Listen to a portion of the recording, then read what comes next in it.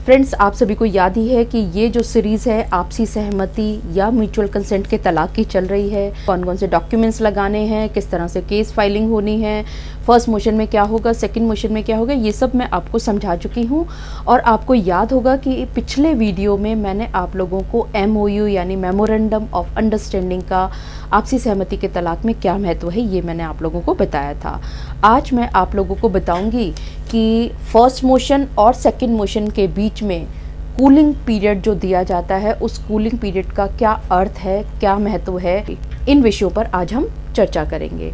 मैं एडवोकेट मोहिनी मोना आप सभी का पुनः स्वागत करती हूं और आप सभी देख रहे हैं आपका पसंदीदा चैनल मोहिनी मोना एडवोकेट।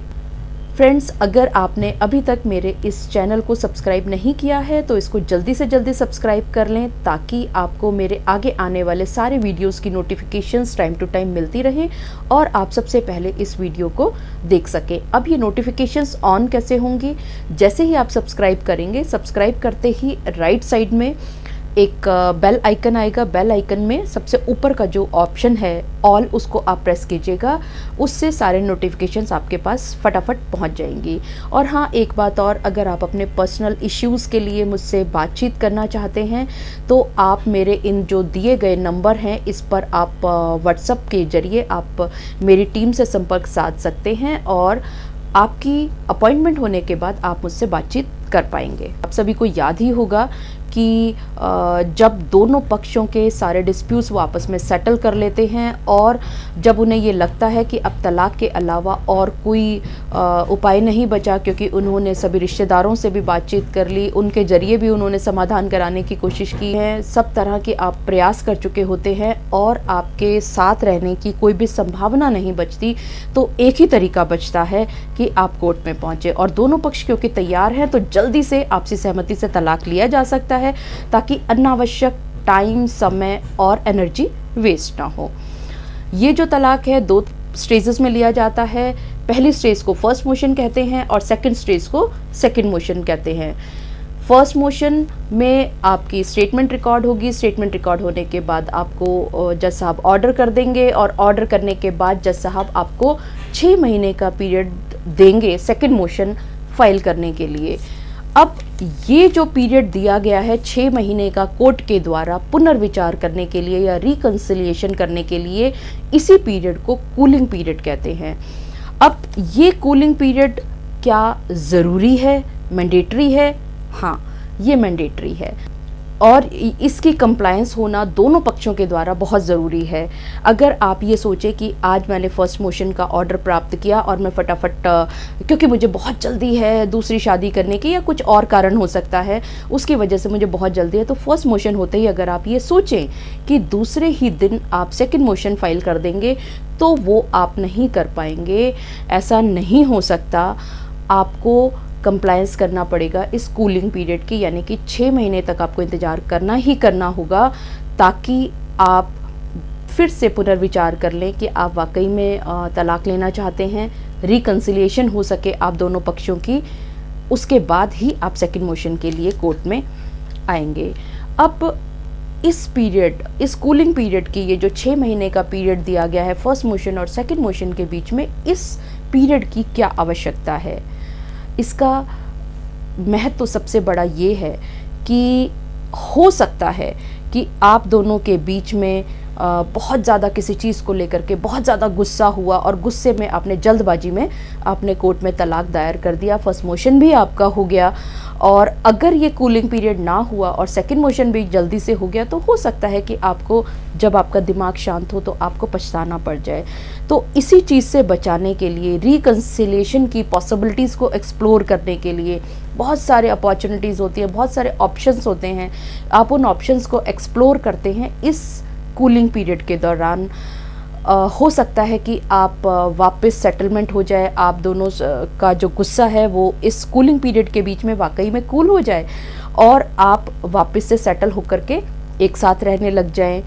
या हो सकता है कि आप जिस समय पे बहुत सारे इश्यूज़ थे, गुस्सा था, नाराज़गी थी, जब आपने देखा कि ये 6 महीने के पीरियड में, अरे बाबा ये मैंने क्या कर लिया, उस समय मुझे गुस्सा आया था और जैसे तड़ाक से आपका गुस्सा ख़त्म हुआ, भक आप आपकी लाइट्स ऑन हुई और आपने कहा अरे ये मैंने क्या कर लिया, तो उस समय पे आप फिर दोबारा से उसी रिलेशनशिप में वापस जा सकते हैं।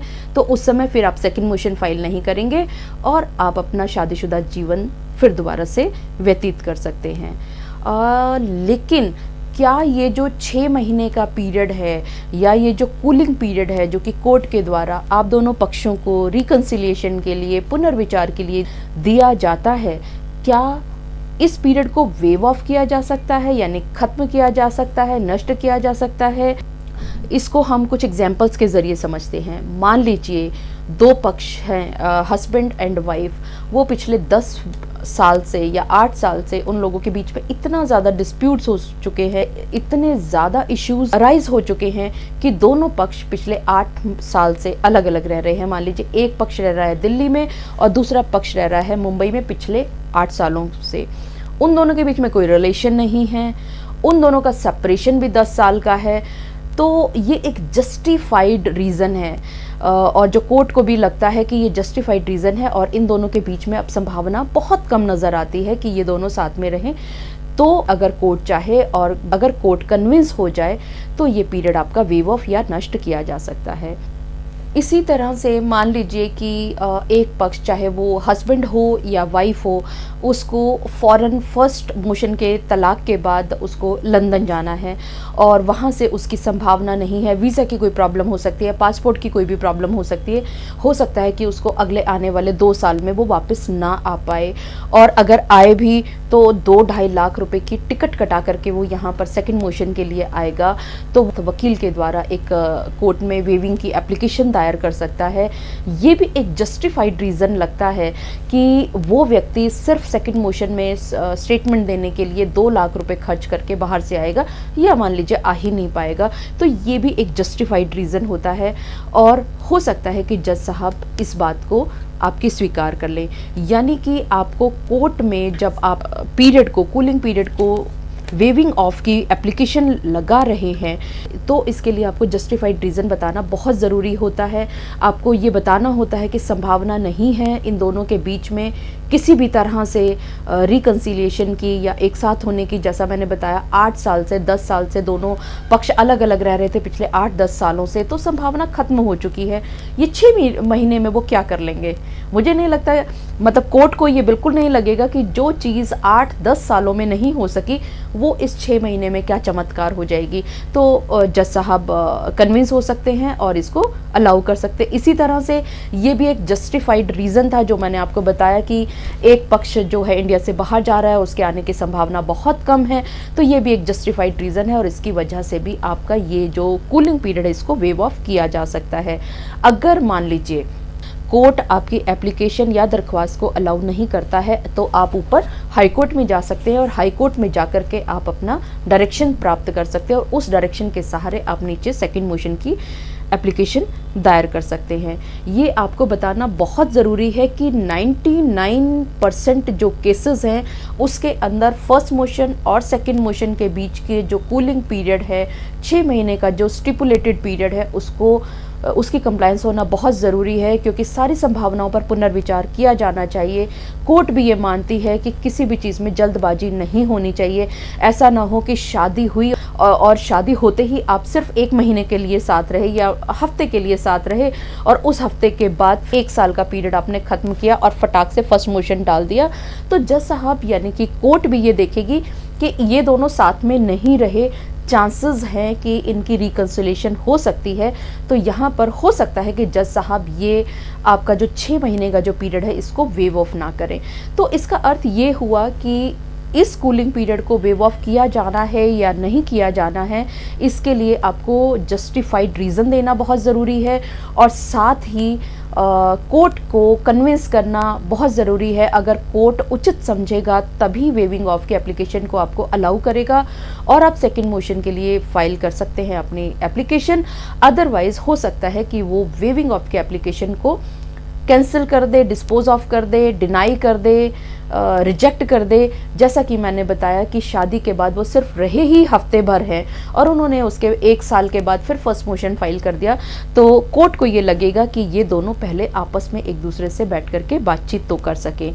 तो इसका अर्थ ये हुआ कि इस कूलिंग पीरियड को समाप्त तो किया जा सकता है, लेकिन उसके लिए जस्टिफाइड रीजंस और कोर्ट को कन्विंस करना बहुत ज़रूरी है। और जज साहब को ये बताना बहुत ज़रूरी है कि अगर ये कूलिंग पीरियड को समाप्त नहीं किया गया तो इन दोनों के बीच में और ज़्यादा परेशानी बढ़ेगी, और ज़्यादा इनके डिस्प्यूट्स बढ़ेंगे और रिकन्सिलेशन की अब कोई गुंजाइश बची ही नहीं है। आशा करती हूँ कि आपको बहुत अच्छे से, बहुत क्लियरली ये बात समझ में आ गई होगी कि इस कूलिंग पीरियड को भी समाप्त किया जा सकता है, लेकिन ये समाप्त किया जा सकता है या नहीं किया जा सकता है सिर्फ क्योंकि एक सुप्रीम कोर्ट की एक जजमेंट आ गई थी। उसके साथ में उसका लिंक मैं आपको डिस्क्रिप्शन बॉक्स में दे दूंगी, तो उसके ज़रिए आप कोर्ट में जाएंगे और जाकर के एकदम से आपका कूलिंग पीरियड समाप्त हो जाएगा, ऐसा नहीं है। क्योंकि ये जो कूलिंग पीरियड है इसके लिए 1.5 साल का आपका सेपरेशन पीरियड दिखाना बहुत ज़रूरी है।